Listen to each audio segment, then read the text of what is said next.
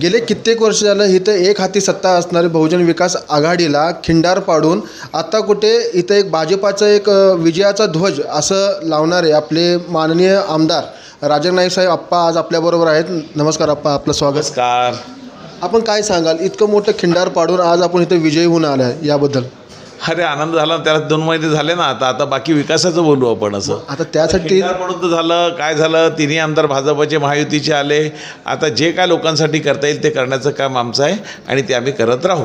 आप्पा, हीच गोष्ट आहे की आत्ता जे जनता आहे ती तुमच्याकडे खूप आशेने पाहत आहे आणि त्यांना वाटतं की जे रखडलेली कामं होतील किंवा थांबलेली कामं होतील ही आप्पा आता आपली पुढे लागतील. आणि जो आता सध्या महानगरपालिकासुद्धा जो इलेक्शन येणार आहे त्या बाबतीतसुद्धा एक आशेचे किरण म्हणून आपल्याकडे पाहिलं जातं. काय सांगाल यावर? आम्ही लोकांच्या ज्या अपेक्षा आहेत त्या पूर्ण करण्याचा प्रामाणिक प्रयत्न करू आणि महापालिकेमध्ये भारतीय जनता पार्टीचे 100पेक्षा जास्त नगरसेवक निवडून येणार आहेत.